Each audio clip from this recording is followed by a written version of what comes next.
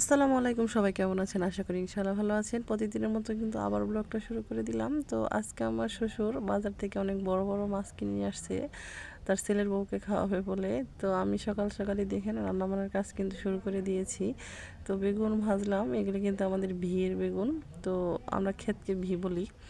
আর দেখেন আমি কিন্তু সবই এখানে রান্নাবান্না করছি। তো গ্রামের বাড়িতে গেছি, একটু শাশুড়িকে যদি রান্না করে নাই খাই তো কেমন হয়। তো এটা আমার ছোট দেবর আমার সাথে একটু মজা করছে যে ভাবি তোমার ছবি তুলে কিন্তু আমি ছেড়ে দিব, তো এরকম বলছে। তো একটু দুষ্টমি। তো প্রথমে একটা পাস্তা রান্না করে খাওয়ালাম। পাস্তাটা আসলে একটু নরম হয়ে গেছে, বাবু এত পরিমাণে কান্নাকাটি করছিল। তারপর চিকেন পাই রেসিপিটা বানালাম। আর এখানে মাছ আর গরুর গোশত কিন্তু নিয়েছি। আর লাউটা আমি তো আগের ব্লকে দেখিয়েছি যে একটা লাউ আমাদের কাছে ধরেছিল।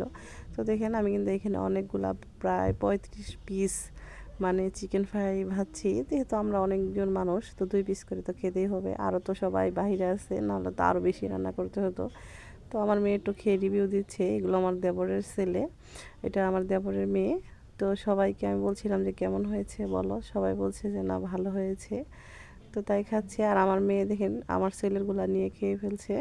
তো আমার ছেলে একটু শক্ত টাইপের, তো খেতে পারে না। আর আমি পাশাপাশি এখানে নান রুটি মাখিয়ে রেখেছিলাম, মানে ডোডা করে রেখেছিলাম। তো নান রুটি খাওয়াবো শ্বশুরকে। তো নান রুটি আর গরুর গোশত, তো এটা আমার শ্বশুরকে খাওয়ানোর পর আমার শ্বশুর বলছে যে অনেক মজা হয়েছে, তো ঈদে আসলে কিন্তু অবশ্যই খাওয়াতে হবে। তো আমার কাছে এত বেশি ভালো লাগছে একটু প্রশংসা শুনে। তো আমার শ্বশুরমশাই সবসময় আমার প্রশংসা করতে বেশি ব্যস্ত থাকে। তো ভিডিওটা ভালো লাগলে অবশ্যই লাইক কমেন্ট শেয়ার করবেন। খুদা হাফেজ।